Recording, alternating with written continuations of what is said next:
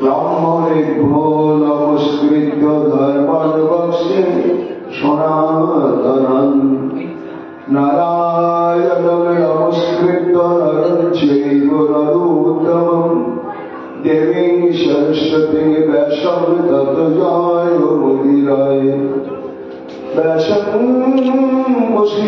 वसिष्ठनप्तारं शाक्तेतं पौत्रकर्मशं पराशरात्मजं वन्दे सुखदातं तपोनिधिं व्यासाय विष्णुरूपाय व्यासरूपाय विष्णवे ब्रह्मवे नमो वै ब्रह्मविद्याय वसिष्ठाय नमो नमो चतुर्वदनो ब्रह्मादिबाहुरुपरो गुरि अभाललोचन शंकर भगवान् वदुरायुधि यां प्रभजन्तमनुपेदमपेदवृत्तं दैवायन विरहकातरयतुहागो पुत्रिति तन्मयातयतनवयोगिने दुष्टं सर्वभूतनिधनमुनिमानतोऽस्मि या शन्माभमखिलश्रुतिसारमिदम् अकात्मदीपमतिदिशतां तमयन्तं संसारिणां करुणया पुराणगुच्छं तां वशिष्ठमुपयामि गुरुं मुनिराम् योगेन्द्राय नमस्तस्मै सुखाय ब्रह्मरूपिणे संसार सर्वदष्टं च विष्णुरतं अमुच्य तमादिदेवं करुणानिधानं तमालवर्णं स्मितोऽवतारम् अपारो संसार समुद्रशतं भजामहे श्रीमद्भागवत स्वरूपम् श्रीमद्भागवतं अमलपुराणं शुभम् यस्य श्रवणयुक्तायतमात्रेण गोविन्देन भवेरुतिम् निगमकल्पतरुर्गलितलफलं शुकमुखादमृतद्रवसंयुतं पिबत भागवत रसमालयं मुहुरहो रसिका भुवि भावुकाम् तुलसी कलरं यत्र यत्र पद्मवनानि च पुराणपठनं यत्र तत्र सन्निहितकलि तत्रैव गङ्गा यमुना च सिन्धु गोदावरी तत्र सरस्वती च सर्वाणि तीर्थानि वसन्ति तत्र यत्राच्युतोदारकथा प्रसङ्गो वंशाकल्पतरुभ्यश्च कृपासिन्धुभ्यैव च पतितानां पावनेभ्यो वैष्णवेभ्यो नमो नमो जय रूप सनातन भट्ट रघुनाथ श्रीजीव गोपाल भट्ट दास रघुनाथ भक्ति मने बंदी छाय उषायर चरण यहाँ हईते विघ्ननाश अभीष्टपूरण जय गौर भक्तवृंद गौर जगेर प्राण सबे देहो मोरे निताय गौर भक्ति दान निताय गौर हरि बोल निताय गौर हरि बोल निताय गौर हरि बोल जय जय निताय गौर हरि हरि बोल राधे राधे राधे जय जय श्री राधे राधे राधे राधे राधे राधे श्री राधे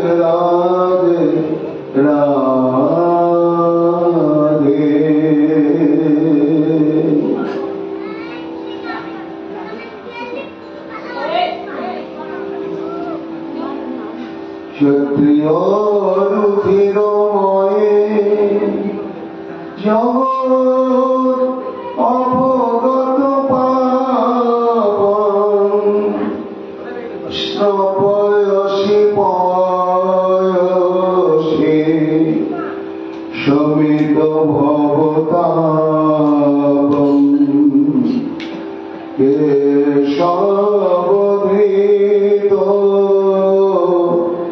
ভৃগুপতি রূপ জয় জগদীশ হরে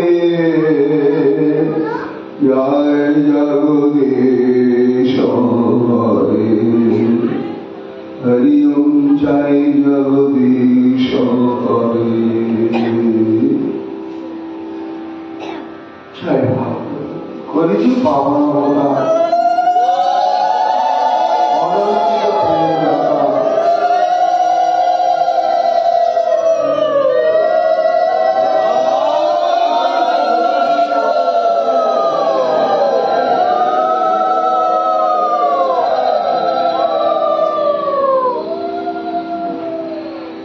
প্রেম পুরুষোত্তম ভগবান শ্রী চৈতন্য মহাপ্রভু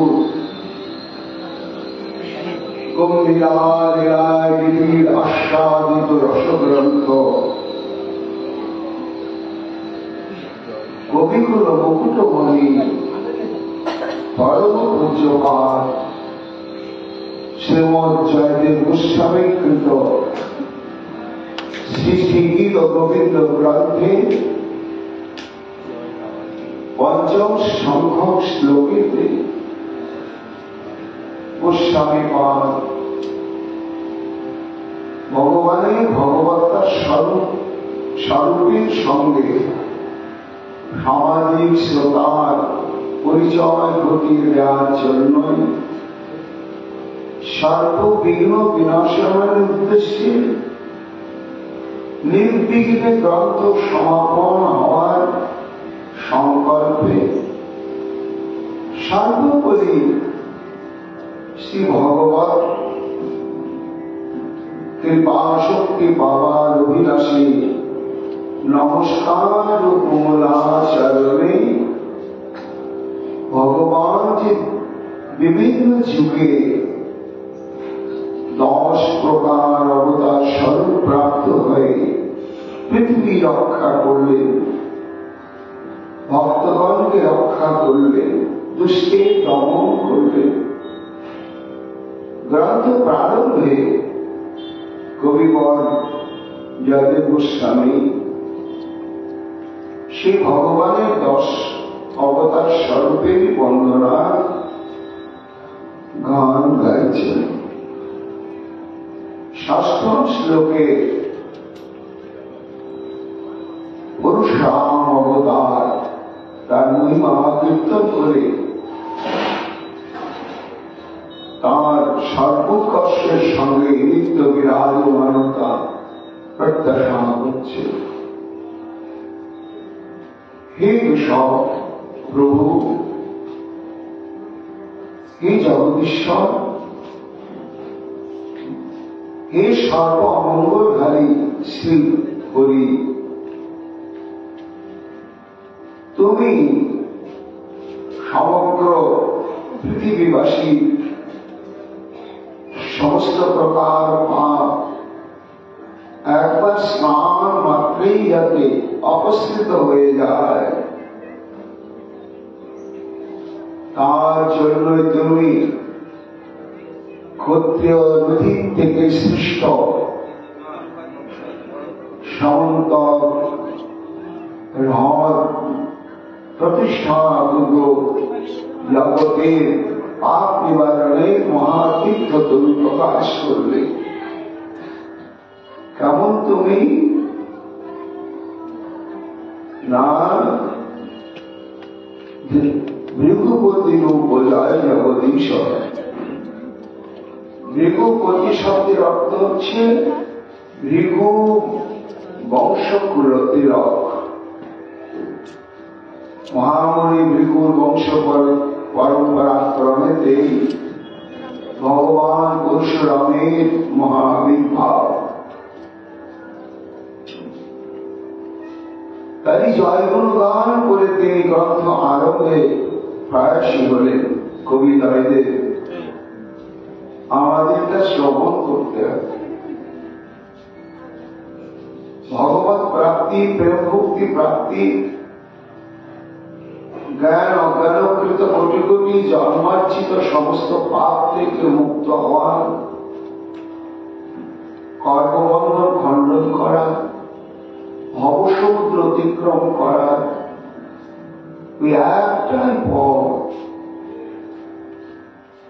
ব্রত নয়, তপস্যা নয়, তিতিক্ষা নয়, দান ধ্যান, ইন্দ্রিয় সংযম নয়, সমস্ত ভয়ন উপায়গুলো এসে শরণাগত হয়, আশ্রয় নেয়। একটা ভজন পথকে যদি সুদৃঢ় ভাবে আমরা অবলম্বন করতে পারি, সেটি কি না, সেটি হচ্ছে শ্রদ্ধা নিত্যম শ্রীমদ্দস্য। সুদেহ বিশ্বাসের সঙ্গে বুঝি বা না বুঝি, রস পাই বা না পাই, মিষ্টি লাগুক বা না লাগুক, ডাক্তার বাবু বলেছেন এই ঔষধটি ব্যবহার করলে, সেবন করলে রোগ সারবে। ডাক্তার বাবুর কথায় বিশ্বাস করে ওষুধটা কোন কোম্পানি কি দিয়ে তৈরি হয়েছে, খেতে মিষ্টি না তেতো, ভালো লাগুক না লাগুক এই বিচার আর করি না। একটাই বিশ্বাস, ডাক্তার বাবু বলেছেন আমাকে খেতে হবে ব্যাধি থেকে মুক্ত হওয়ার জন্য। তখন সেই ওষুধটার স্বাদ আর বিচার থাকে না। তত্র মহৌষধি হচ্ছে শ্রী শ্রী রাধা গোবিন্দের এই লীলা কথা। ছোটবেলায় একটা কবিতা পড়েছিলাম, বিদ্যে বোঝায় বাবু মশাই, কারো লেখা জানি না, ভুলে গেছি। বিদ্যে মশাই বাবু মশাই চড়ি শখের বোটে, কলকাতা নিবাসী বাবু ইচ্ছা হয়েছে নৌকোতে, ছোট ডেঙ্গি নৌকোতে একটু গঙ্গা পরিক্রমণ করবে, তাই নৌকোতে উঠেছেন। উঠে এইবার নৌকো ছেড়ে দিয়েছে গঙ্গার মধ্যে, নৌকো তো বিহার করছে। বিদ্যমান বাবু মশাই চুপচাপ বসে থাকবেন কেন? বৈঠে বাবা মাঝির সঙ্গে কথা বলছে। মাঝিরে কন বলতে পারে সূর্যি কেন ওঠে? আরে ও মাঝি, হাতে নৌকো বাইছিস ঠিক আছে, একটু আমার প্রশ্নের উত্তর দে, তুই কি জানিস সূর্য কেন ওঠে? চাঁদটা কেন বাড়ি কমে, জোয়ার কেন আসে? অমাবস্যার পর থেকে চাঁদ বাড়তে বাড়তে পূর্ণিমা আবার কমতে কমতে হরিবোল হয়ে যায়। আবার এই যে গঙ্গায় নৌকো পাইছিস, মাঝে মাঝে জোয়ার আসে কেন? বৃদ্ধ মাঝি অবাক হয়ে ফেল ফেলিয়ে হাসে। মাঝি, সে মূর্খ মাঝি, নৌকো বয় তার কাজ, এটাই তার জীবিকা, এর বেশি তো তার চিন্তা ভাবনার আর কিছু নেই। তাই বাবু মশাই কথা শরীর ব্যায়াম করে হাসছেন বুড়ো মাঝি। বাবু বলেন সারা জীবন নদীতে তুই খাটি, জ্ঞান বিনা তোর জীবনটা যে চারি আনাই মাটি। আরে মাঝি, এত বয়স হয়ে গেল, আমি যে প্রশ্নগুলো করলাম একটার উত্তর তুমি জানো না? হায় হায়, তোমার জীবনের 16 আনার মধ্যে 4 আনায় লেখা। মাঝি তো বলছেন তা হতে পারে বাবু। খানিক বাদে কহে, বাবু বল তো দেখি ভেবে, নদীর ধারা কেমনে আসে পাহাড় থেকে নেবে? বল তো কেন, লবণ পোড়া সাগর ভরা পানি মাঝি সে কয়, আরে মশাই অত কি আর জানি? সামান্য নৌকো বাবা মাঝি এসব তত্ত্ব জানবে কি করে? কত কোটি কোটি বছর ধরে গঙ্গোত্রী থেকে উৎসাহিত হয়ে গঙ্গা দেবী বয়ে চলেছে। কেন বয়ে চলেছে? কবে থেকে বয়ে চলেছে কে জানে? কে বলবে? কে বলবে সমুদ্রের জল লবণাক্ত কেন? সাধারণ সুশিক্ষিত মানুষরাই অনেকে জানে না, কাজে মাঝি তো সব জানেই না। তাই বলছে বাবু সাহেব তো সব জানি না। বাবু বলেন এই বয়সে জানিস নেও তাকে? হায় হায়, দ্বিতীয় ক্ষেপে তোকে যে প্রশ্ন করলাম এর উত্তরগুলো তুই জানিস না মাঝি? তাহলে দেখছি তোর জীবনটা নেহাত খেলো অষ্ট আনায় ফাঁকি। আগে ভেবেছিলাম তোর জীবনের 12 আনাটা ঠিক আছে, 4 আনায় বেকার। এখন দেখছি 8 আনায় বেকার। মাঝি বলছেন বাবু হতে পারে, কিন্তু আমার তো কিছু করবার নেই। আবার নৌকো চলছে। আবার ভেবে কহেন বাবু বলতো রে বুড়ো, কেন এমন নীল দেখা যায় আকাশের ওই চূড়ো? আকাশের রংটা কিন্তু কোনদিন পাল্টায় না। কেন? অন্য রং হতে পারে তো, অন্য রং না, নীল নীল। বলতো দেখি সূর্য চাঁদে গ্রহণ লাগে কেন? মাঝি গ্রহণ হয় কেন?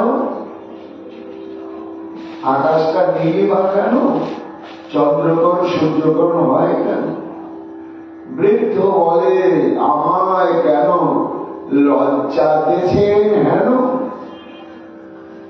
বাবু মশাই আমি কোন প্রশ্নেরই উত্তর দেওয়ার মতো আমার জ্ঞান নেই।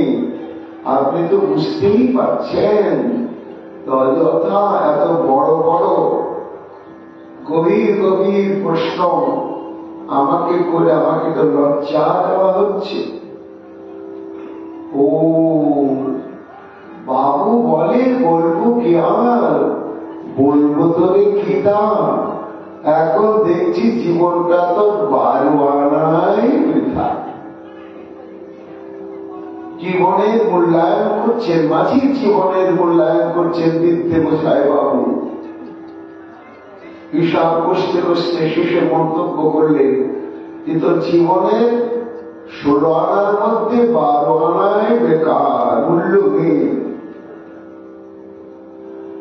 হতে পারে বাবু। মাঝি স্বীকার করে নিলে। খানিক বাদে ঝড় উঠেছে, ঢেউ উঠেছে ফুলে। বাবু দেখে নৌকোখানে ডুবলো বুঝি জুলে। মাঝির কনে কি আপদ, ওরে ভাই মাঝি ডুবলো নাকি নৌকা, এবার মরবো নাকি আছি? এবার বাবু বসার তো কঠিন অবস্থা, নৌকো ডুবো ডুবো।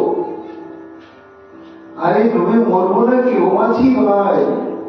মাঝি শুধু সাঁতার জানো?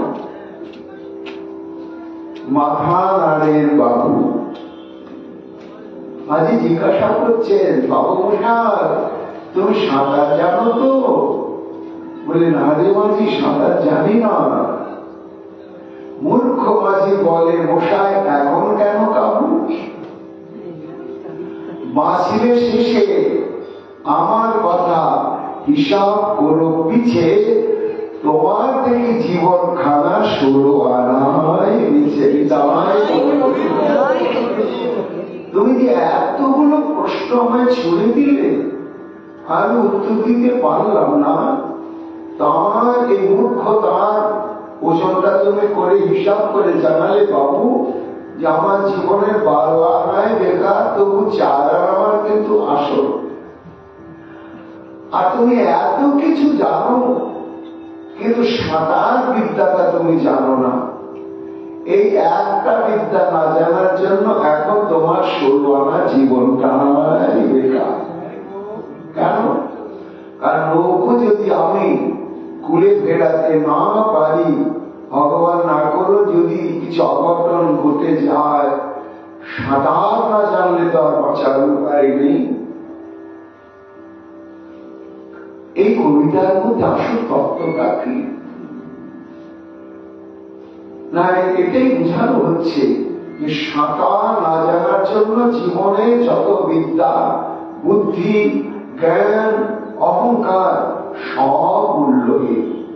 কিসের সাঁতার? এই ভব সমুদ্র পার হওয়ার উপায়টা জানো। যে সমুদ্র কি সংসার জলধৌ, সংসার দুঃখ জলধৌ পতিতস্য কামপ্রদাতি নক্রমকরি কবলীকৃতস্য। বিশ্বনাথ চক্রবর্তী বলছেন সংসার হচ্ছে অনন্ত দুঃখে অতলান্ত মহাসমুদ্র।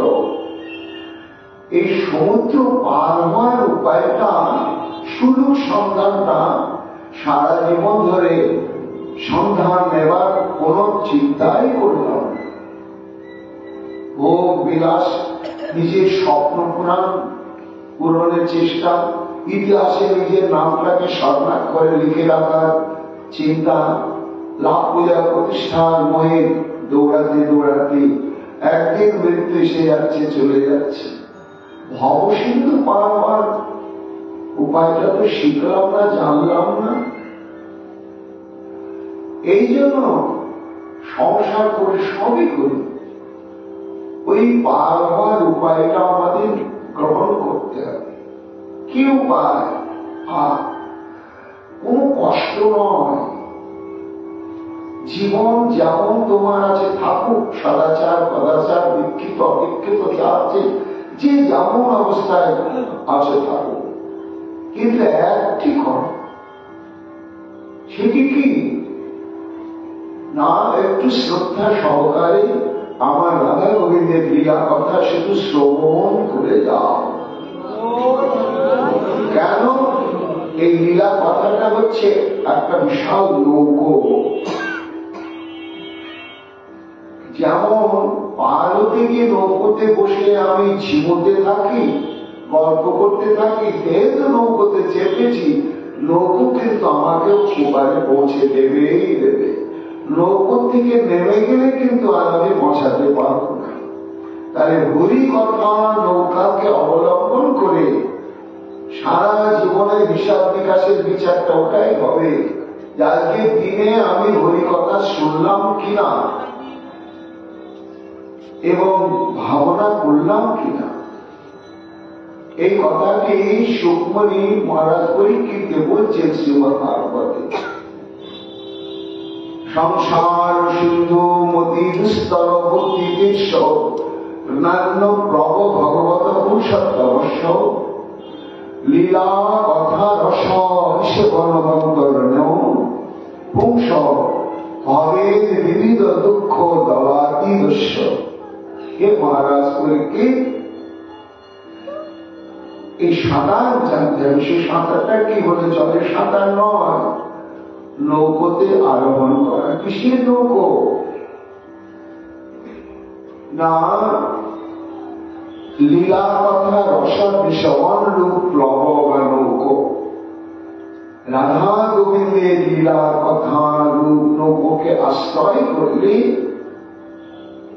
যারা এই সংসার সমুদ্রকে পার হওয়ার জন্য চেষ্টা করছেন, ইচ্ছা করছেন, স্বপ্ন দেখছেন, তাদের কর্তব্য হবে কি? অবিচারে নির্বিচারে এই গোবিন্দের লীলা কথা শ্রবণ রূপ নৌকোকে আশ্রয় করতেই হবে। তাহলে কি হবে? অনায়াসে বিবিধ দুঃখ দেওয়া বিদস্য, সংসারে যে ত্রিতাপ জ্বালা রয়েছে তার থেকে নিষ্কৃতি পাওয়া অনায়াসে যাবে। এই জন্য চিত্ত যতই চঞ্চল থাক, অবাধ্যতা, এবং অসৎ চিন্তায় মগ্ন থাক, যাই থাক, একটাই সংকল্প, আমি হরিকথা শ্রবণ করবই, করবই, বসবই করব। শুনতে হবে। এটি আমাদের শ্রীমদ্ ভাগবতের সংবাদ এবং উপনিষদের সংবাদ। শ্রীগ্রন্থ বিশ্ব অমৃতের সুপুত্রা, আমরা অমৃতের পুত্র। শরীরের মৃত্যু হয়, আমাদের মৃত্যু হয় না, কিন্তু সারজ্ঞান মিশ্রিত জীব প্রতি মুহূর্তে আমরা মৃত্যু যন্ত্রণায় ছটফট ছটফট করছি।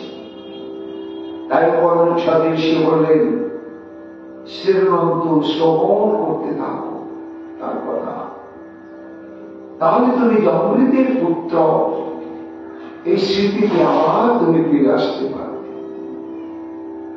কবি জয়দেব ভগবানের ঐশ্বর্যাত্মক এই অবতার স্বরূপ একের পর এক অনুভব করছেন, অন্তরে স্ফূর্তি প্রাপ্ত হচ্ছে। এইবার স্ফূর্তি প্রাপ্ত হয়েছে ভৃগুপতি ভগবান পরশুরাম অবতারের মহিমা কথা। কে পরশুরাম? কিভাবে বা তিনি অবতার পুরুষের মধ্যে পরিগণিত হলেন? না, শ্রীমদ্ ভাগবত এই বিস্তৃত ভাবে আলোচনা করেছে। শ্রীমদ্ ভাগবতে বর্ণিত রয়েছে নবম স্কন্ধে যে একজন সূর্যবংশের রাজা, তার নাম গাধী। গাধীর একমাত্র কন্যা সত্যবতী, পরমা সুন্দরী এবং অতীব সুলক্ষণ যুক্তা। তিনি এমন দেবী স্বভাব সম্পন্ন কন্যা, যাত্রার হাতে দিলে তো হবে না। তিনি চিন্তা করছিলেন উপযুক্ত পাত্র কোথায়। দৈবক্রমে ভৃগুবংশীয় ঋচিক মুনি সত্যবতীকে দর্শন করে তার মধ্যে দিব্য ভাব, অলৌকিক এবং দৈবী স্বভাব অনুভব করে মনে মনে তাকে পানি গ্রহণের সংকল্প করলেন। সে তো ব্রাহ্মণ, মহারাজ গাড়ি হচ্ছেন ক্ষত্রিয়, কিন্তু তদানীন্তন কালে ব্রাহ্মণগণ ক্ষত্রিয়, বৈশ্য, শূদ্র সবাই পানি গ্রহণ করতে পারতেন। তখন গাধীকে প্রস্তাব দিলেন। মহারাজ গাধী বললেন, দেখো আমার কন্যা তো সুলক্ষণা, তুমি যদি 1,000 শ্বেত বর্ণ অশ্ব, যাদের কর্ণ হবে কৃষ্ণ বর্ণ, এই যদি তুমি আমাকে উপহার দিতে পারো হে মুনি, তাহলে আমার কন্যা তোমার হস্তে সম্প্রদান করবে। এমন অদ্ভুত ঘোড়া পৃথিবীতে কোথায় খুঁজে খুঁজে পেলেন না। 1000টি ঘোড়া একই রকম সাদা ধবধবে হবে, আর তাদের প্রত্যেকের কর্ণ দুটো হবে কালো মিশমিশে। শেষে ঋষিকমণি জগাধিপতি বরুণ দেবতার শরণাগত হলেন এবং বরুণ দেবতার সহযোগিতাকে তিনি সহস্র শ্বেত বর্ণ এবং কৃষ্ণ বর্ণ কর্ণ বিশিষ্ট অশ্ব সংগ্রহ করলেন। তাতে সন্তুষ্ট হয়ে গাধী নিজ কন্যাকে সমর্পণ করলেন ঋষিকমণির হাতে। গাধীর একটি মাত্র কন্যা, আর পুত্রাদি ছিল না। এবার বিবাহ তো হয়ে গেল। বেশ কিছুদিন অতিবাহিত হওয়ার পরেও সত্যবতী গর্ভবতী হচ্ছে না। তখন স্বামীর কাছে প্রার্থনা করলেন, হে পতি দেবতা, তুমি তো বিশাল মন্ত্রতন্ত্র বিশারদ এবং যজ্ঞ বিশারদ, যাতে আমি পুত্র লাভ করতে পারি তার আয়োজন করো। তখন ঋষিকমণি একটা যজ্ঞানুষ্ঠানের আয়োজন করতে শুরু করলেন। এই সংবাদকে শ্বশুর মশাই গাধী বললেন যে মুনি, তোমার শাশুড়ির জন্য তুমি একটা যজ্ঞ করো, তার গর্ভেও তো কোনো পুত্র কন্যা আসে না। ঠিক আছে, নিজ পত্নী এবং শাশুড়ি মাতার পুত্র প্রাপ্তির সংকল্প নিয়ে যজ্ঞানুষ্ঠান করলেন এবং সেই যজ্ঞেতে তিনি শাশুড়ির জন্য ক্ষত্রিয় মন্ত্রের দ্বারা অভিমন্ত্রিত করে চরু পাক করলেন, আর নিজের স্ত্রী সত্যবতীর জন্য ব্রাহ্মণ মন্ত্রে তিনি অভিমন্ত্রিত করে চরু পাক করলেন। করে যথাবিধ ভাবে যজ্ঞে উৎসর্গ করা হল। এইবার সেই চরুটি ভক্ষণ করতে হবে। সব প্রস্তুত করে শাশুড়িকে এবং পত্নীকে বলে তিনি স্নানে গিয়েছেন। আর শাশুড়ি মা মনে করলেন আমার মেয়ে হলে কি হবে, ঋচিকমণি স্ত্রী তো, সমধর্মিনীর প্রতি স্বামী যতটা মমত্ববোধ কর্তব্যবোধ গভীর থাকবে, শাশুড়ির প্রতি কি থাকবে? মনে হয় ওই আমার মেয়ের যে চরুটা ওটাতেই বেশি তন্ত্র মন্ত্র এটা সেটা দিয়ে খুব শক্তিশালী করে করেছে, আমারটা বলে অতটা করে। তা গিয়ে বললে মা, সত্যবতীকে বলছে, সত্যবতী মা যে মা এক কাজ কর, ওই তোর জন্য যে তার চরু অভিমন্ত্রিত করেছেন জামাই, ওটা আমাকেই আর আমারটা তুই। ঠিক আছে, এখন মা মেয়েতে উল্টো পাল্টা করে চরুটি ভক্ষণ করে ব্রাহ্মণ মন্ত্রে অভিমন্ত্রিত চরু শাশুড়ি মাতা গ্রহণ করলেন, আর ক্ষত্রিয় মন্ত্রে অভিমন্ত্রিত চরুটি পত্নী গ্রহণ করলেন। এইবার ঋচিকমণি এসে সংবাদ জেনে এইবার সত্যবতীর উপরে ক্রোধান্বিত হয়ে গেলে, তুমি এ কি করেছ? ছি ছি ছি ছি ছি ছি ছি,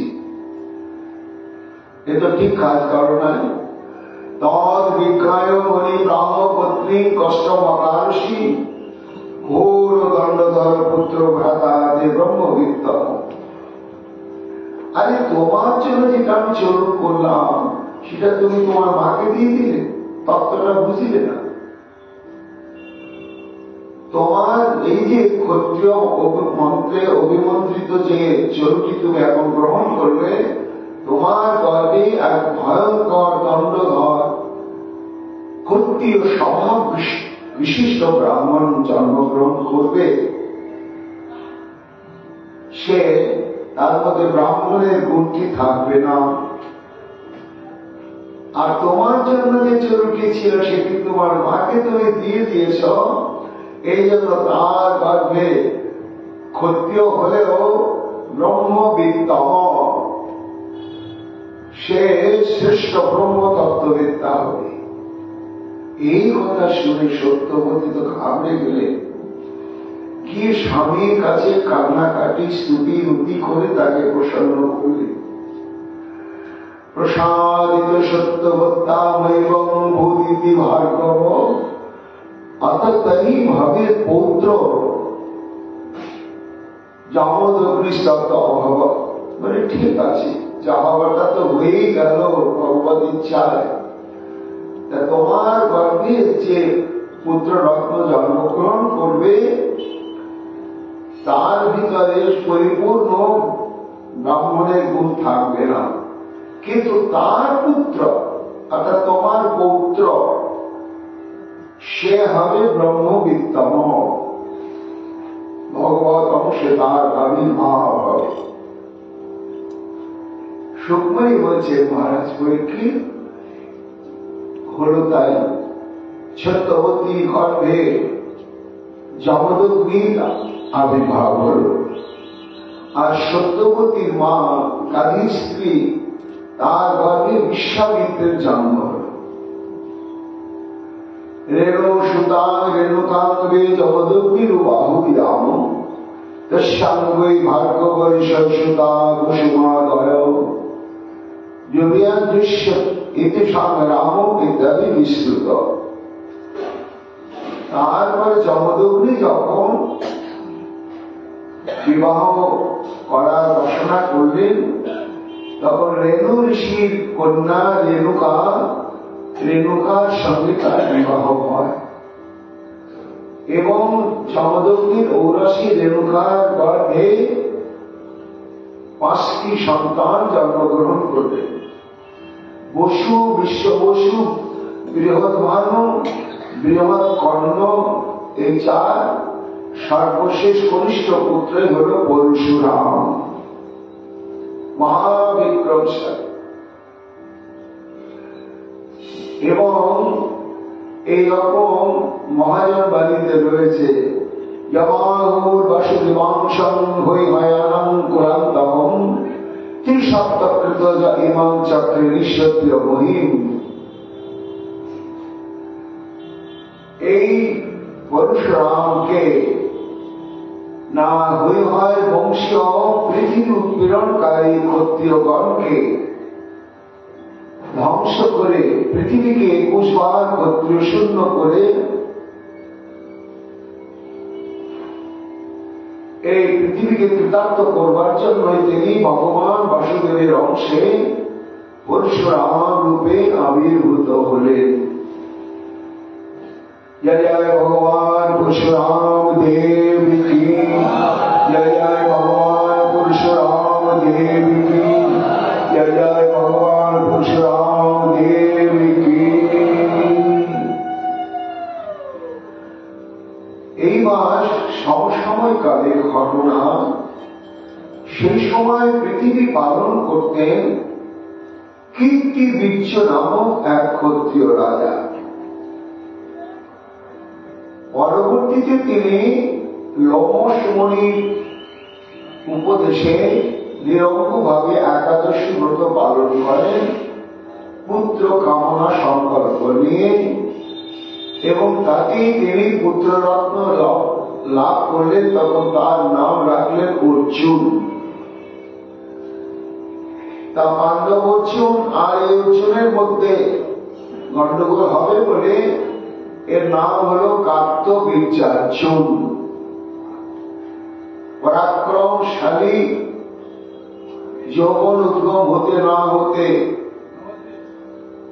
তার বিক্রমের কথা চারিদিকে ছড়িয়ে পড়ল এবং তিনি আশ্রয় গ্রহণ করলেন ভগবত অংশে আবির্ভূত দত্তাত্রেয় ঋষি।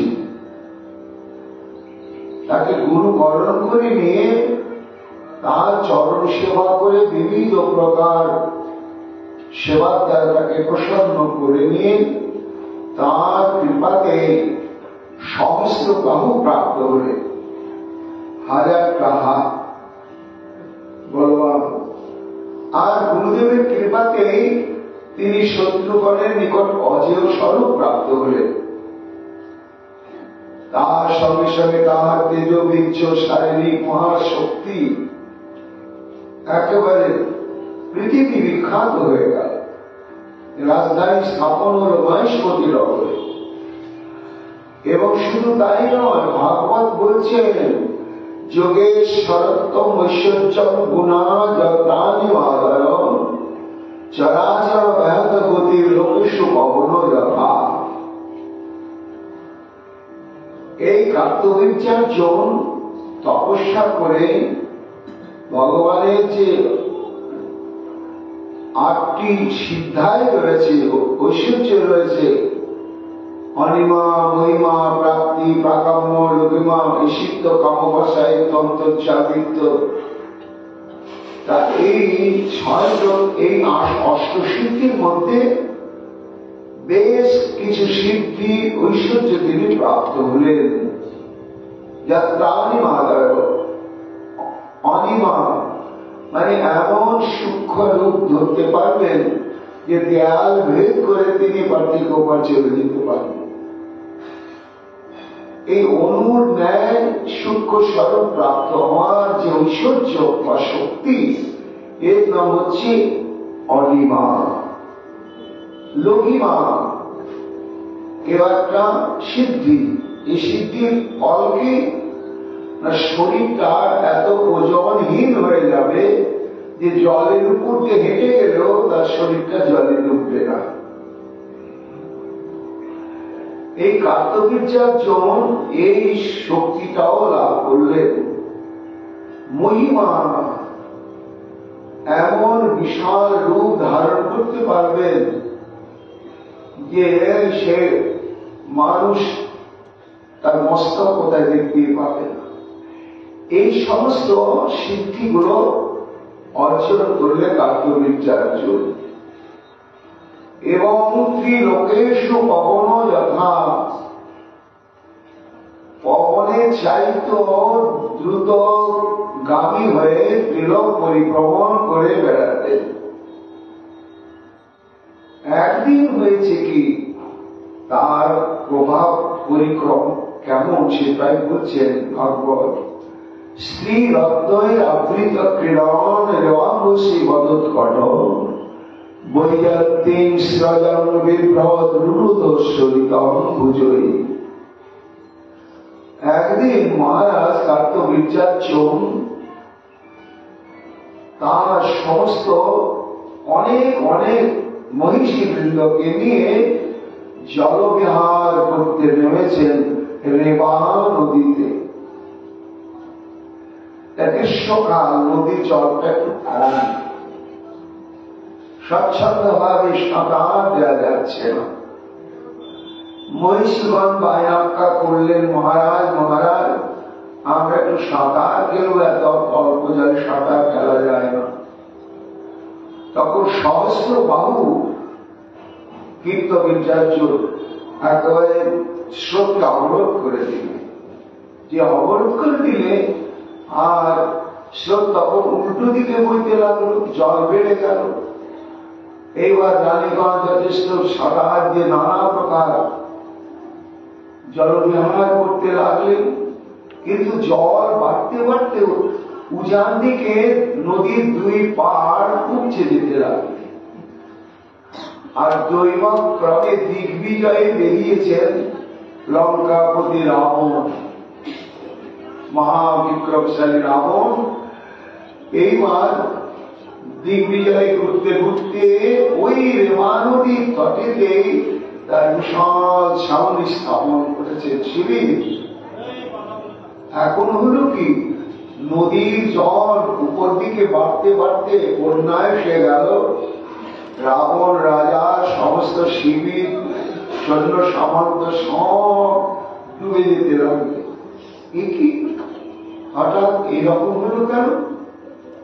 অনুসন্ধান করে রাবণ রাজা জানলেন যে এই কার্তবীর্যার্জুন স্রোতকে অবরোধ করে দিয়েছে আর তার জন্য কাণ্ড হচ্ছে। বলে বেটা, তোমার এত বড় স্পর্ধা, তুমি জানো না আমি দশানন রাবণ। সে বিহার করছেন বৈজয়ন্তী সৃজ বিপ্রত রুরুদস্বরী, বৈজয়ন্তী মালা গলায় শোকমণি করছে। মারা, যে মালাটি ভগবানের গলায় থাকে, ঐশ্বর্য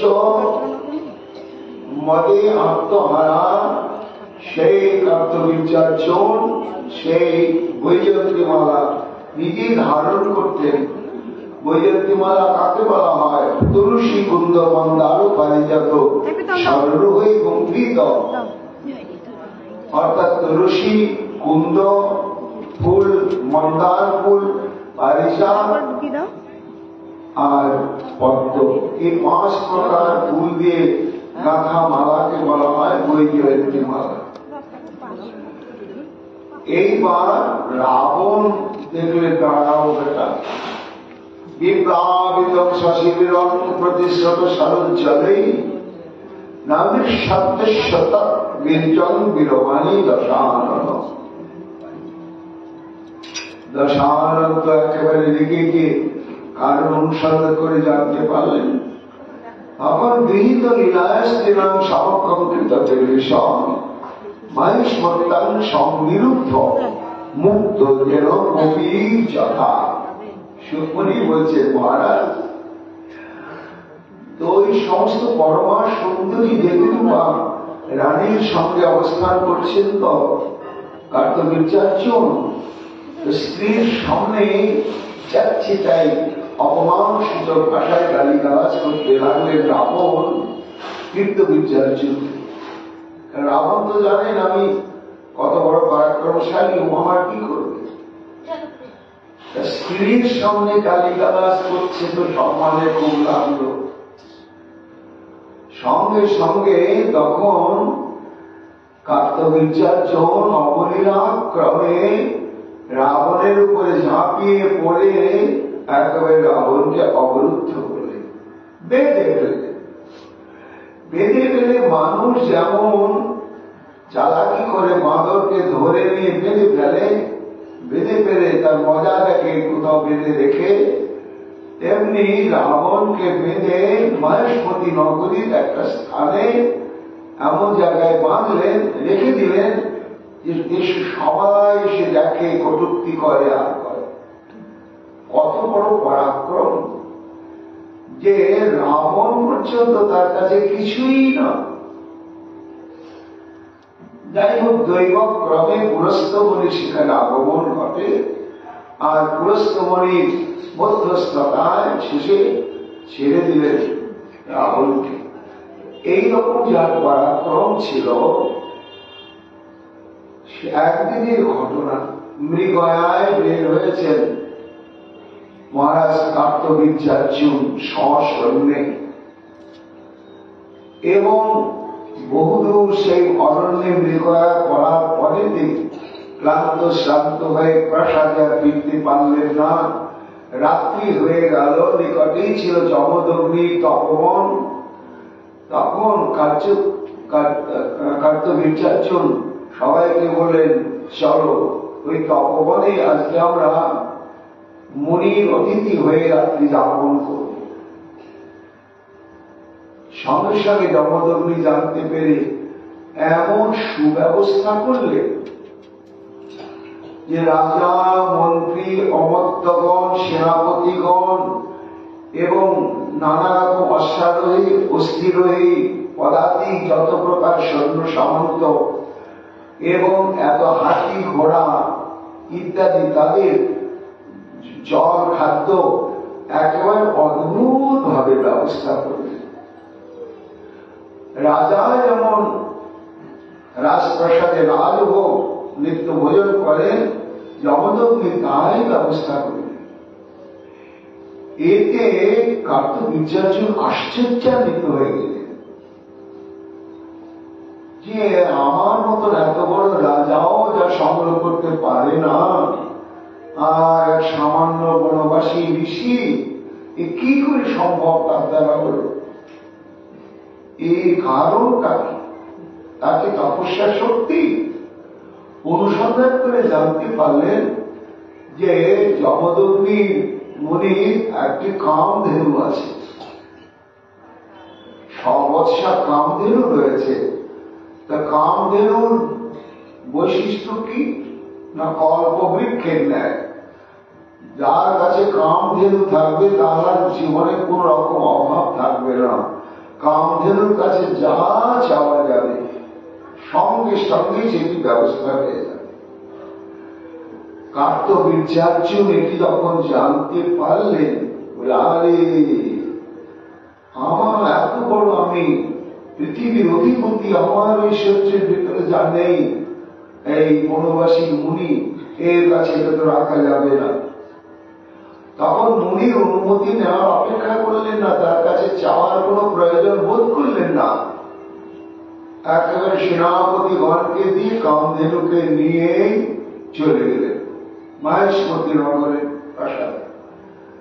গিয়ে যখন ঢুকছেন, এই সংবাদ জানতে পারলে পরশুরাম জানতে পেরেই কার বিলম্ব করলেন। একেবারে পশুরি, ধনুর, বাণ ইত্যাদি যত রকম লৌকিক অলৌকিক অস্ত্র শস্ত্র ছিল, কৃষ্ণবর্ণ মৃগচর্ম পরিধান করে জটাজালকে বিকীর্ণ করে যখন ঊর্ধ্বশ্বাসে ছুটলেন, পৌঁছে গেলেন সমস্ত সেরা দল নিয়ে যেখানে অবস্থান করছেন কার্তবীর্যার্জুন দেখছি দেখি একা আক্রমণ করতে আসছে পরশুরাম। সুখমণি বলছেন সঙ্গে সঙ্গে তখন 17 অক্ষৌহিণী সেনাকে লেলিয়ে দিলেন একা পরশুরামের প্রতি। এই কার্তবীর্যার্জুন এক অক্ষৌহিণীতে কত স্বর্ণ সংখ্যা থাকে না? শাস্ত্রে রয়েছে এক অক্ষৌহিণীতে 21,870 জন থাকবে রথারোহী সৈন্য,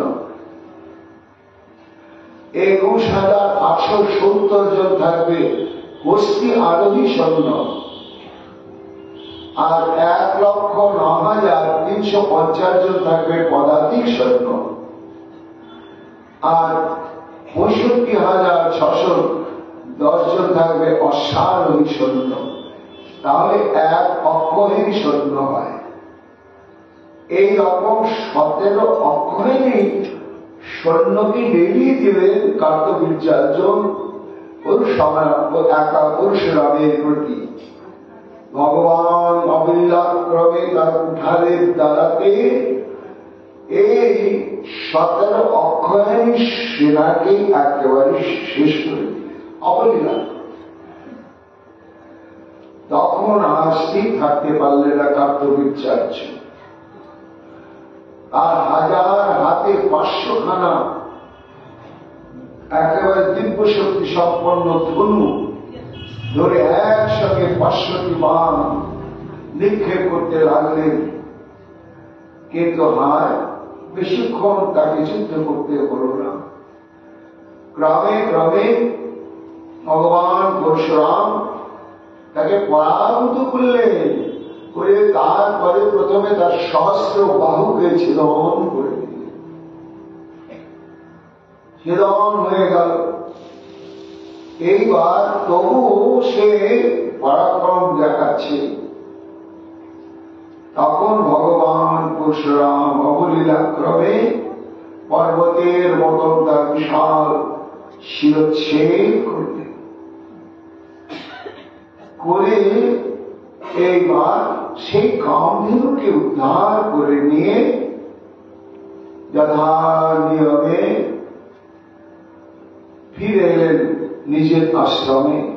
পিতার নিকটে গিয়ে উপস্থিত হলেন, পিতা দুঃখ করো না, আমি কামধেনুকে উদ্ধার করে নিয়ে এসেছি। কি করে নিয়ে এলে বৎস? তুমি আক্রান্ত হওনি? হ্যাঁ, হয়েছিলাম পিতা, তোমার আশীর্বাদে আমি জয়লাভ করেছি এবং এই ভ্রষ্টাচারী কার্তবীর্যার্জুনকে আমি নিহত করে এলাম। হ্যাঁ, কামধেনুকে ফিরে পাওয়ার জন্য জমদগ্নমণি খুব সন্তুষ্ট হলেন। কিন্তু যখন সংবাদ পেলেন যে কার্তবীর্যার্জুন রাজাকে সে হত্যা করেছে, তখন তিনি দুঃখিত হলেন। এটা মেনে নিতে পারলেন না। বললেন, না, এটা তুমি কি করেছ?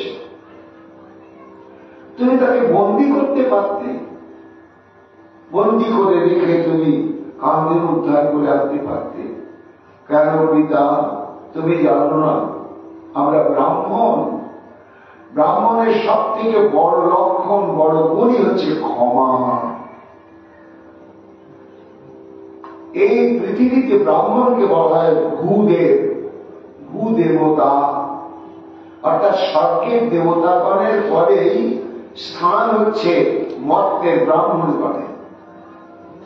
এত বড় মর্যাদার আসন ব্রাহ্মণ পেল কি করে? জানো বৎস রাম, একমাত্র ব্রাহ্মণের ক্ষমা গুণের জন্য। আর তাছাড়া সে ক্ষত্রিয় হোক, উৎপীড়ক হোক, সদ্গুণযুক্ত হোক, সে তো রাজা। যে কোনো রাজাকে বলা হয় নরদেব। নরদেব বলা হয় কেন? সেও তো সাধারণ মানুষের মতোই রক্তে মাংসে করা মানুষ, তাকে নরদেব বলা হয় কেন?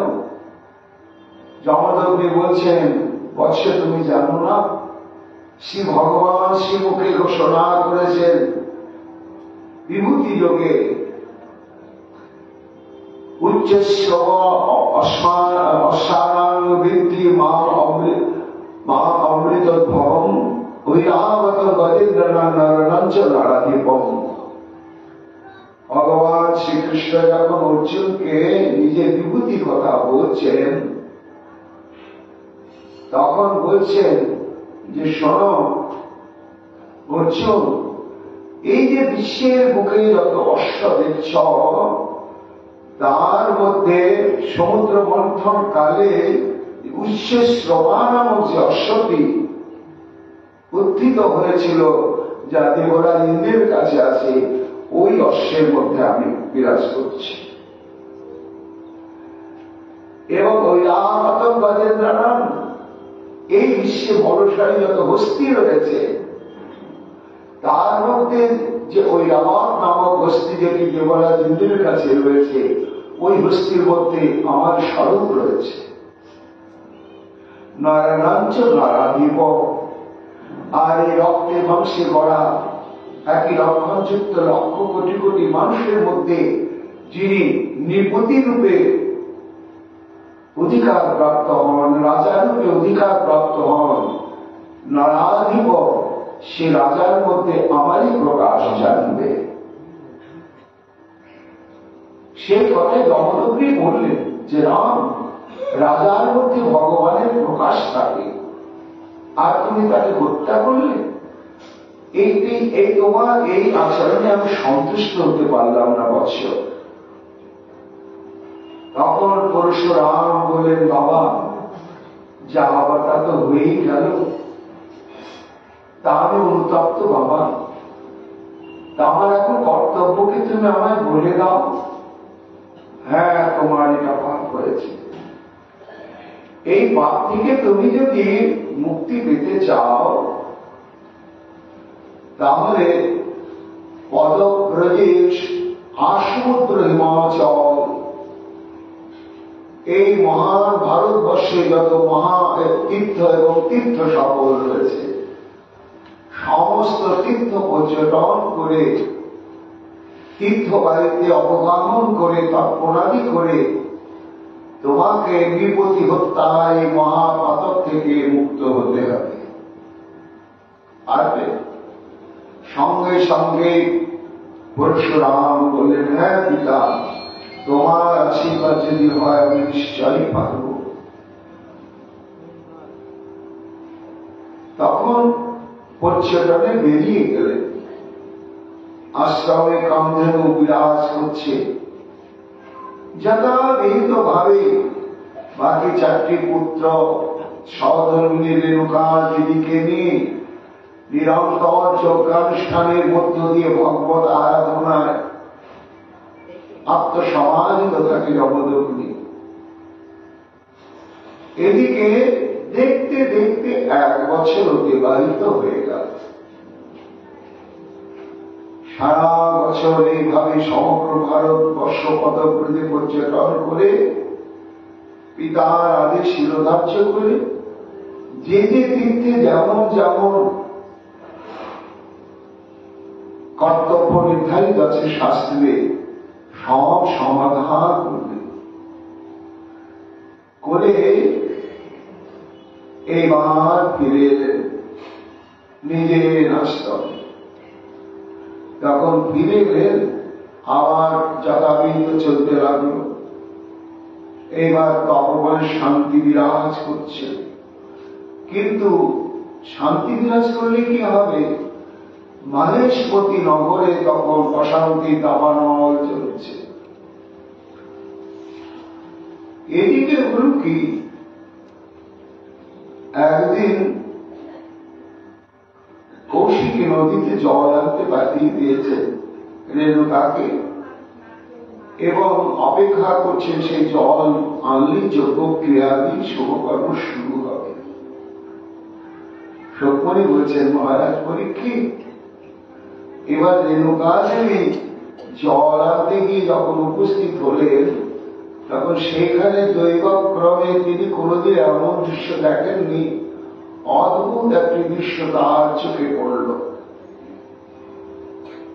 এক গন্ধর্ব রাজ, একেবারে জনতার উড়ন্ত যৌবন আর কন্দর্প বিমিলিত তার অঙ্গকান্তি এবং তার সঙ্গে অনেক অনেক সমস্ত দিব্যরূপা অঙ্গনাগণ আর সুন্দর মাল্যভূষণের দ্বারা সুসজ্জিত সেই গন্ধর্বটি সেই সমস্ত দেবকন্যা অঙ্গরাগণকে নিয়ে অদ্ভুত ভঙ্গিমায় অদ্ভুত কলায় জলবিহার করছেন এবং নিবিড় ভাবে আলিঙ্গন চুম্বন আদিতে আত্মহারা হয়ে যাচ্ছে। রেণুকা দেবী জল আনতে গিয়ে ওই দৃশ্য থেকে চিত্ত ব্যাকুল হয়ে গেল। এই জন্যই সাধু সন্তকে সংযত হতে হয়। মহাপ্রভু বলেছেন যে ছবিতে নারী পুরুষের চিত্ত দেখলেও চিত্ত বিকার উপস্থিত হয়। এই জন্য এরকম আচরণ থেকে নিজেকে সংযুক্ত রাখতে হয়। তার পিতা তো হচ্ছে রেণু, মহামণি রেণু, তার কন্যা তিনি তার রৌদ্রজাত কন্যা এবং তার প্রতি দেবতা হচ্ছে মহা তপস্বী যমদগ্নি। কিন্তু তার চিত্ত ক্ষণকালের জন্য দুর্বল হয়ে গেল। আহা, কি সুন্দর এই গন্ধর্ব! ইস, একে দেখে মনে হচ্ছে আমিও যদি এরকম অঙ্গনাগণের মধ্যে একজন হতাম তাহলে ওকে আমি হৃদয়ে ধারণ করতাম।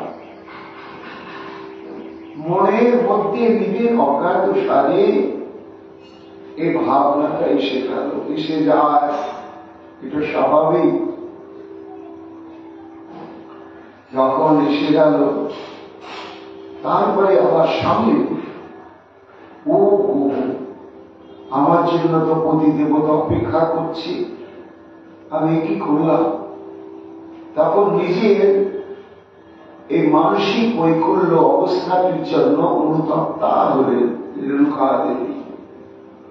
হয়ে ভারাক্রান্ত চিত্তে খুব দ্রুত গতিতে জল নিয়ে স্বামীর সান্নিধ্যে উপস্থিত হলেন। হয়ে যথাস্থানে জলের কলসটি রেখে অনতি দূরে অদবদলে দাঁড়িয়ে ভয়ে কম্পমান ভাবছে। বিলম্ব হয়ে গিয়েছে, যজ্ঞের সময় অতিক্রান্ত হয়ে গেল। আর তখন যমদগ্নি মণি সর্বান্তর্যামী তিনি তার সহধর্মিনী এই মানসিক পাপ, এটাকে বলা হয় মানসিক পাপ। 3 প্রকার পাপ: মানসিক পাপ, বাচিক পাপ আর কায়িক পাপ। আমরা শরীর দিয়ে পাপ করি, বাক্যের দ্বারা পাপ করি আর মনের দ্বারা পাপ করি। এই 3 প্রকার পাপেরই কর্মফল ভোগ করতে হয়। যার জন্য অজামিলকে নেবার জন্য 3 জন যমদূত এসে উপস্থিত হয়েছিলেন। তা 3 জন যমদূত আগমন হওয়ার কথা মহারাজ পরীক্ষিতের মুখে বিষ্ণু সুকমণির মুখে শুনে প্রশ্ন জেগেছিল পরীক্ষিতের যে গুরুদেব, অজামিলকে নিতে যমদূতগণ 3 জন এলেন কেন? 1 জন এলেও হতো, 2 জন এলেও হতো, 3 জন কেন? তার কারণ কি? তার উত্তর দিতে গিয়ে বলেছিলেন যে মহারাজ, এই অজামিলের 3 প্রকার পাপ। শারীরিক পাপ, মানসিক পাপ আর বাচিক পাপ। বাক্যের দ্বারা আমরা পাপ করি, মর্যাদা লঙ্ঘন করে অপমান সূচক বাক্য প্রয়োগের দ্বারা বাচিক পাপ হয়। আর মনে মনেও যদি পাপ চিন্তন করা হয় তাহলে তার কর্মফল ভোগ করতে হয়। আর শরীর দিয়ে পাপ কর্ম করলে তো তার কোনো কথাই নাই, সে কর্মফল ভোগ করতেই হবেই হবে। তা রেণুকা দেবী এটা হয়ে গেল মানসিক পাপ। এই মা যমদগ্নি মুনি এমন প্রধানমন্ত্র হয়ে গেলেন যে তুমি অসুচি, অপবিত্র, তুমি আমাকে আর স্পর্শ করতে পারবে না, কেননা তুমি মানসিক পাপে লিপ্ত হয়েছ। এবং তোমার দণ্ড কি দণ্ড? তখন যমদগ্নি মুনি তার পুত্রগণকে ডেকে বললেন, তোমার মাকে এক্ষুনি হত্যা করো, আমি পিতা আদেশ করছি। একে একে 4টি পুত্র, তারা কেউ আদেশ পালন করতে পারলে না। যখন পারলে না তখন যমদগ্নি ডাকছে রাম রাম রাম। অনতি দূরে পরশুরাম তপবনের মধ্যে ছিলেন। পিতার ডাক শুনে ছুটে এলেন, পিতা আমায় স্মরণ করলেন। হ্যাঁ বৎস, এই তোমার গর্ভধারিণী মা মানসিক পাপে লিপ্ত হয়ে অসুচি হয়েছে, এ দেহটা আর সৎকর্মের যোগ্য নেই, একে হত্যা করো। আর আমি আদেশ করেছিলাম তোমার দাদাদের, এরাও, আমি জন্মদাতা পিতা আমার আদেশ পালন করলে না, এই অপরাধের জন্য এদেরও দণ্ড হচ্ছে হত্যা। তুমি এই মুহূর্তে হত্যা করো এদেরকে। পিতার আদেশ শিরোধার্য করে পরশুরাম পরশুতা সঙ্গে সঙ্গে মাতৃ হত্যা করলেন এবং ভাতৃ হত্যা করলেন।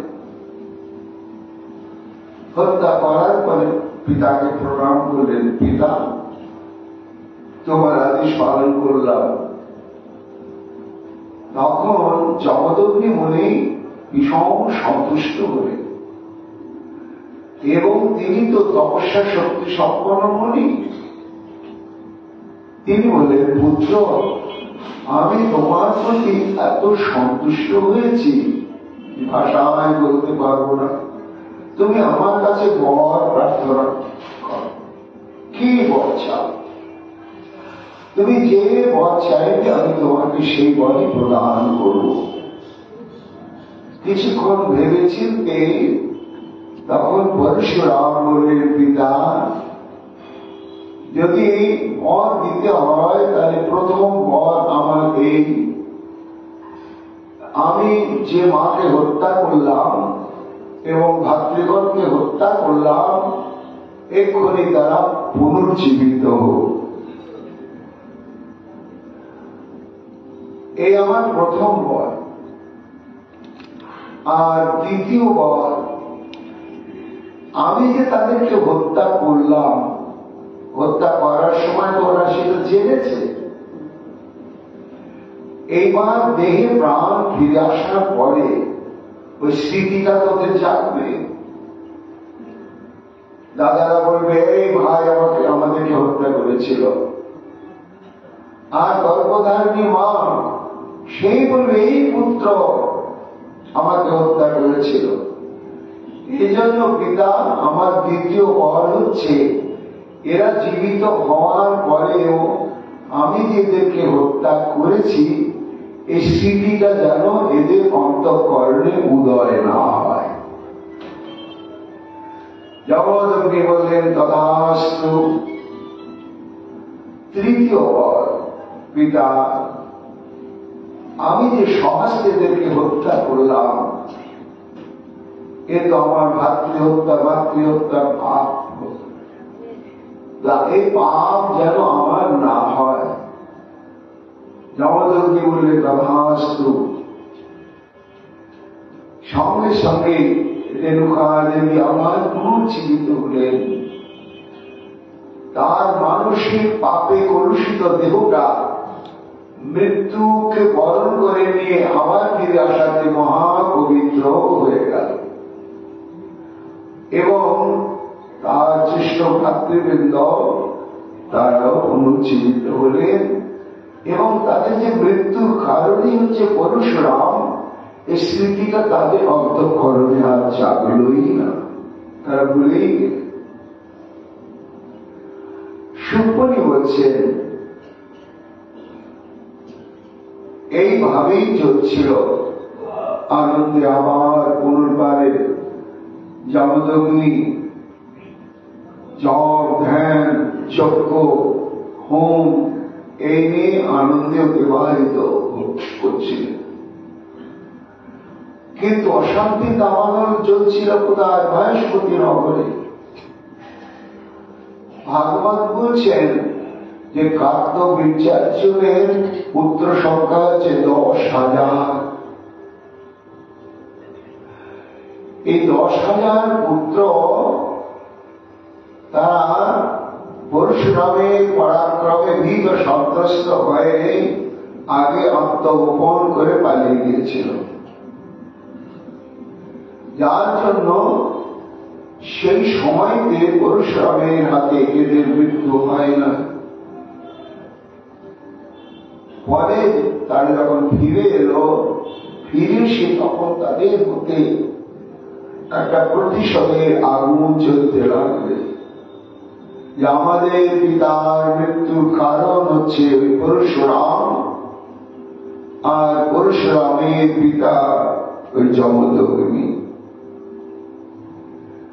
আমার পিতাকে যেমন হত্যা করেছে, আমরাও পরশুরামের পিতাকে হত্যা করে প্রতিশোধ গ্রহণ করবই করব। এইরকম সংকল্প নিলেন। ওই কার্তবীর্যার্জুনের 10,000 পুত্র নিয়ে তারা কিভাবে প্রতিশোধটা নেওয়া যায় এই সুযোগের অপেক্ষায় থাকলেন। সুযোগটা এসে গেল। একদিন তপবন অরক্ষিত, পরশুরাম নেই এবং যমদগ্নির অন্যান্য পুত্রগণ নেই। রেণুকা দেবী ছিলেন, যমদগ্নি সমাধিস্থ হয়ে রয়েছে।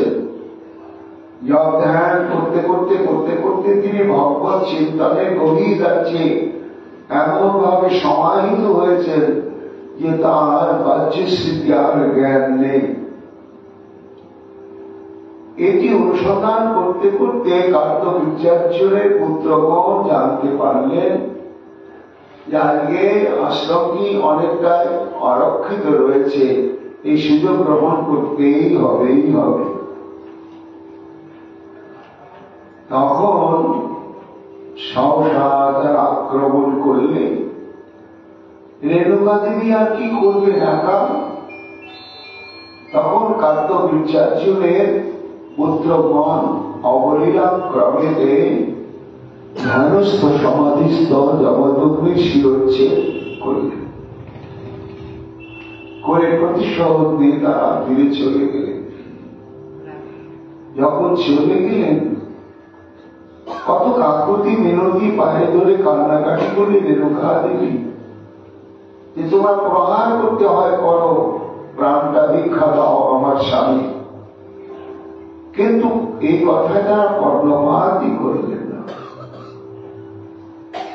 যখন তারা এইভাবে যমদগ্নি মুনিকে শিরোচ্ছেদ করে চলে গেলেন, তখন রেণুকা দেবী আত্মনাদ করতে লাগলেন, আ পরশুরাম, আ পরশুরাম, আ পরশুরাম। তেমন জোরে জোরে আত্মনাদ করছিলেন।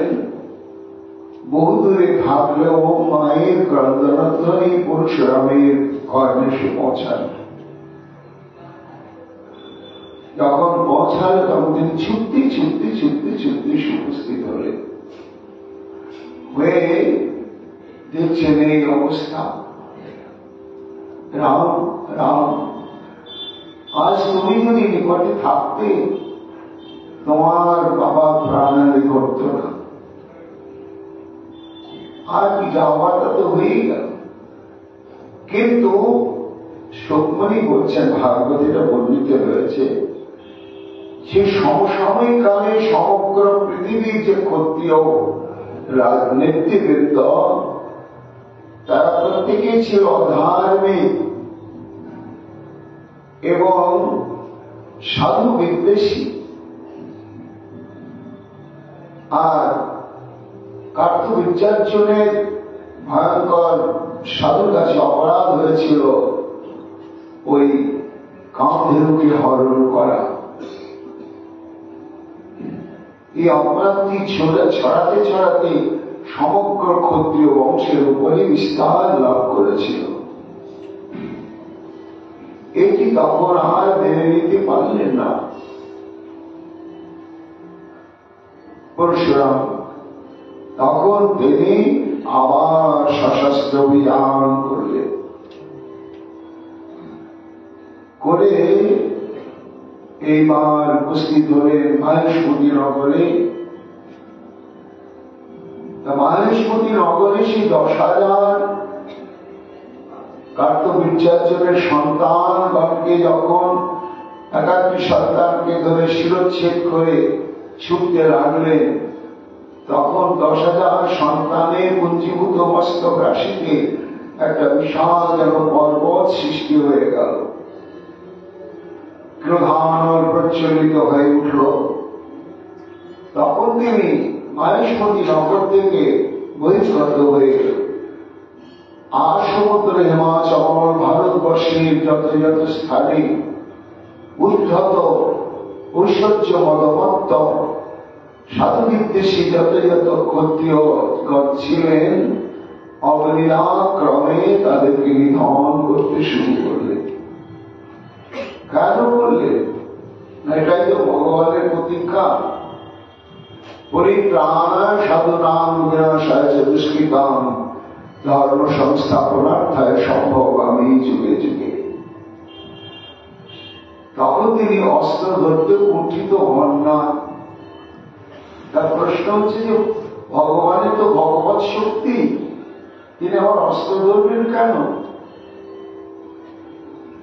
তিনি কি তার অলৌকিক ঐশ্বরিক শক্তির দ্বারা সমাধান করতে পারেন না?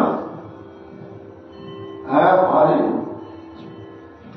কিন্তু করেন না। কেন করেন না? না করার পেছনে কারণ আছে। একবার অর্জুন জিজ্ঞাসা করেছিলেন যে সখা, তোমাকে চিনতাম না, জানতাম না, কিন্তু তোমার এই বিভূতি যোগের কথা শোনার পরে আর তোমার এই বিশ্ব বিরাট রূপ দর্শন করার পরে আমি তো বুঝলাম তুমি কি বস্তু, তুমি কে।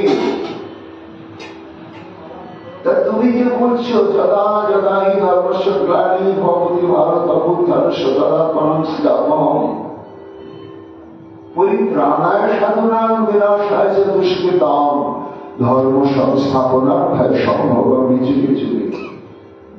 তা তোমার জন্মগ্রহণ করে এই যুদ্ধ বিগ্রহ করে রক্ত গঙ্গা বইয়ে দিয়ে এসব করার প্রয়োজন কি? কি দরকার? তুমি তো করতুম অকর্তুম অন্যথা করতুম সমর্থ তত্ত্ব বিশেষ। তুমি যদি এক্ষুনি মনে মনে চিন্তা করো যে দুর্বিনীত শতভ্রাতা দুচ্ছেদন, তোমরা এক্ষুনি ধ্বংস হয়ে যাও, হবে কি না? হ্যাঁ, তা হবে। তার জন্য আমার 18 দিনের যুদ্ধের ব্যবস্থা।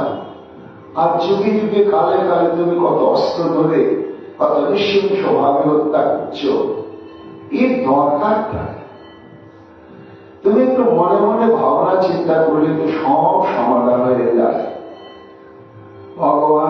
ঠিকই প্রশ্ন করেছ। মুহূর্তে নামে সমর্থম বলবান দানবান স্বপ্ন। হে অর্জুন, আমি এক মুহূর্তের মধ্যে আমার মানুষ শক্তির দ্বারা এই সমস্ত দুর্বেদিত নিপতিবানকে আমি সংহার করতে পারি। আমাকে এই 10 অবতার রূপ ধরার কোন প্রয়োজন দরকার নেই। তো করো কেন না? মদ ভক্ত চিত্ত বিনোদার্থম কর্মে বিবিধ ক্রিয়া। আমি যদি 10 অবতার রূপ ধারণ না করতাম, কবি জয়দেব কি 10 অবতার স্তোত্রে আমার স্তুতি করত? আর কবি জয়দেব যদি 10 অবতার কে নিয়ে স্তুতি আমার না করত, তাহলে পাপী তাপী কর্ম ফলভোগী জীব সমূহ তারা কি শ্রবণ করার সৌভাগ্য পেত না?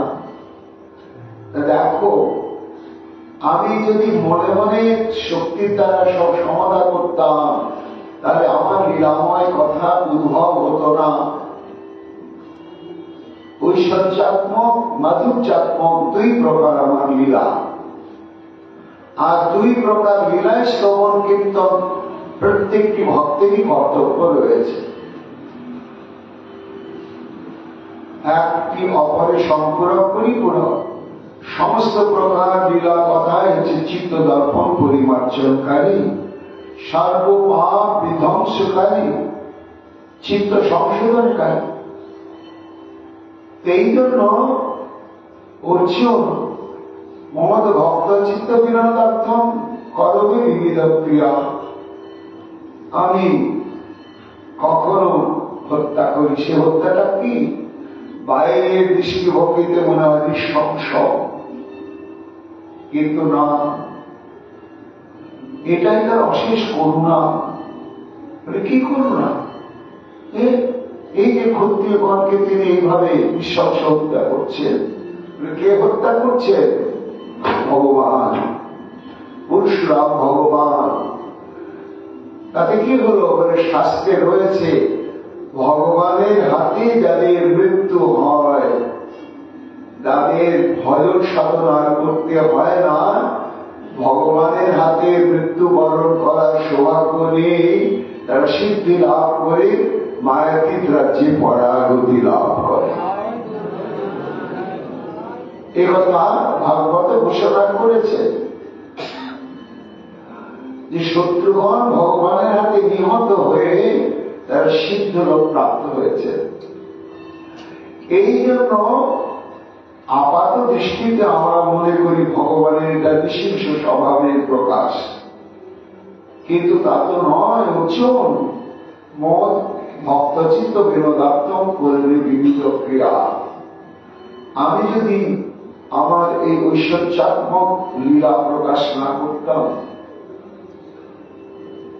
এবং মাধুর্যাত্মক লীলা প্রকাশ না করতাম, তাহলে কে আমার কথা কীর্তন করত, চিন্তন করত আর শ্রবণ করত? এই জন্য ভগবানের ঐশ্বর্যাত্মক এবং মাধুর্যাত্মক লীলাই হচ্ছে শ্রবণ কীর্তন এবং স্মরণের বিষয় বস্তু। আর সেই জন্যই ভগবান এইভাবে কখনো কখনো শত্রু, কখনো কখনো মিত্র স্বরূপে তিনি লীলা বিলাস সম্পন্ন করেন। সুকমণি বলছে, মহারাজ, তখন ভগবান সমগ্র পৃথিবী ক্ষত্রিয়কে নিধনের জন্য সংকল্প করে একাধারে করতে লাগলেন। এই ভাবিতে ত্রিসপ্তকৃত পৃথিবীং কৃত্বা নিক্ষত্রিয়ান প্রভু সমন্ত পঞ্চক চক্রে শনিতুদান হ্রদান লিপ। একবার দুবার নয়, এমন ক্রোধের উদয় হল ৩৭ ২১ বার পৃথিবীর যত ক্ষত্রিয় ছিল সমস্ত ক্ষত্রিয়দের ভগবান নিধন করলেন, এবং নিধন করে তিনি এত হত্যা করলেন যে তাতে এত রক্ত প্রবাহিত হল যে সেই রক্ত সমূহকে একখানে নিয়ে তিনি ৫টি হ্রদ সৃষ্টি করলেন। শনিদের হ্রদ, শনিত উদান হ্রদান নেপ, শনিদের দ্বারা রক্তের দ্বারা ৫টি হ্রদ নির্মাণ করে এইবার ৫টি হ্রদে তিনি পঞ্চতর্পণ করলেন বিগত পিতার উদ্দেশ্যে। তো যখন এইভাবে তর্পণ করে তিনি শক্তি সঞ্চার করলেন যে আজ থেকে রক্ত নয়, এটা মহাপবিত্র জলে পরিণত হয়ে গেল। আমি যেমন ক্ষত্রিয় নিধনের এই শনিত রাশিকে দিয়ে পঞ্চহ্রদ নির্মাণ করলাম বটে, কিন্তু এটি পঞ্চতীর্থ হয়ে গেল। আমি এই তীর্থে তর্পণ করে পিতার পরাগতির সৌভাগ্য আমি প্রাপ্ত হলাম। আজ থেকে বিশ্বের মানুষ এই সমন্ত পঞ্চকে কুরুক্ষেত্র স্থিত, ভারতবর্ষের কুরুক্ষেত্রে যেখানে কুরু পাণ্ডবের ভয়ঙ্কর যুদ্ধ হয়েছিল, সেইখানে পরশুরাম কর্তৃক সৃষ্ট এই ৫টি সরোবর বা হ্রদ আজও বর্তমান রয়েছে, এবং সেই হ্রদকে যে মহাতীর্থ স্বরূপ, সেই হ্রদে স্নান করে যদি জপ ধ্যান পিতৃতর্পণ আদি করা হয়, কর্মবন্ধন খণ্ডন হয়ে গিয়ে পরাগতি লাভ করবেই করবে। সত্যি বলছেন মহারাজ, শ্রী ভগবান যেমন আসেন জগতের কল্যাণ সাধনের জন্য, তিনি স্থায়ী ভাবেও কল্যাণের ব্যবস্থাও করে যান। যখন এইভাবে তিনি সমন্ত পঞ্চকে সৃষ্টি করে নীতি তাতে তর্পণ করে বিধান দিলেন যে জীবনে একবারও এই কুরুক্ষেত্রে এসে এই সমন্ত পঞ্চকে তর্পণ করলে জ্ঞান অজ্ঞানকৃত কোটি জন্মার্জিত যত পাপ রাশি সব বিধৌত হবে। এই মহিমা অনুভব করে তখন দেবতাগণ ঋষিগণ ভক্তগণ গাইতে লাগলেন, ক্ষত্রিয় রুধিরময়ে জগৎ অপগত পাবম স্নপয়সি পয়সি সমিত ভগতাপ। সমিত প্রশমিত হয় আদি ভৌতিক আদি দৈবিক আধ্যাত্মিক তাপ এবং সমস্ত কিছু পাপ। ক্ষত্রিয় রুধিরময়ে জগৎ অপগত পাপম শ্রপয়সি পয়সি সমিত ভবতাপম কেশবধৃত ভৃগুপতি রূপ জয় জগদীশ হরে জয় জগদীশ হরে জয় জগদীশ হরে। কবি জানতে বলছেন, কে প্রভু তুমি?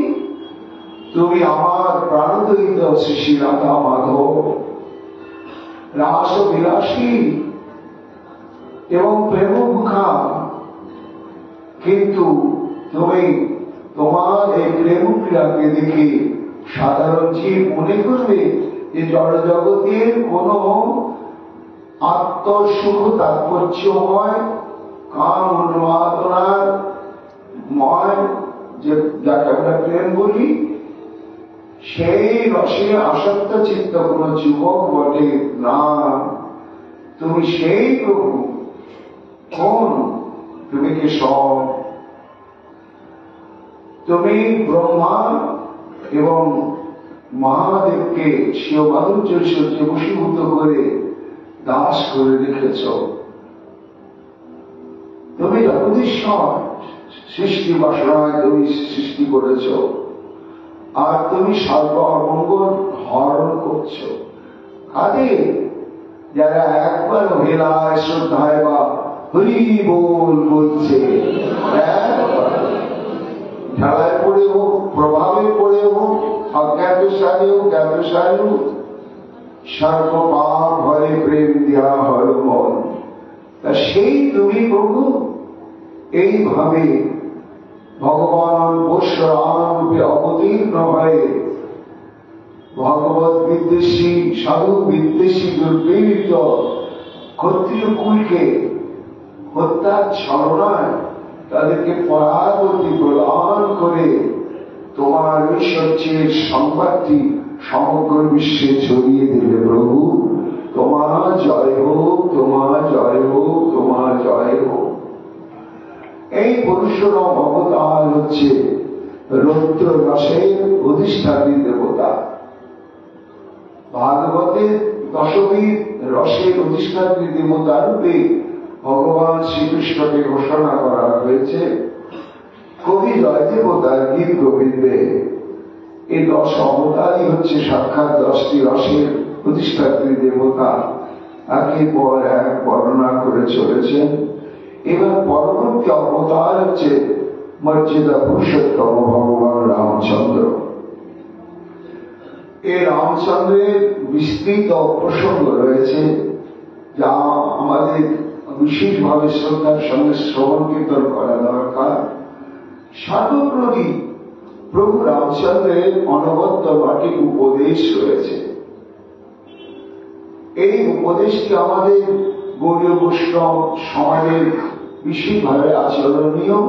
শ্রীমন মহাপ্রভুর কৃপায় আমরা আগামীকাল প্রভু রামচন্দ্র অবতীর্ণ হয়েছিলেন অবতার রূপে, তার মহিমা শ্রবণ কীর্তন করব। এখনকার মতো গীতগোবিন্দ প্রসঙ্গ এখানেই বিশ্রাম লাভ করছে। নিতাই গৌর হরি বল, নিতাই গৌর হরি বল।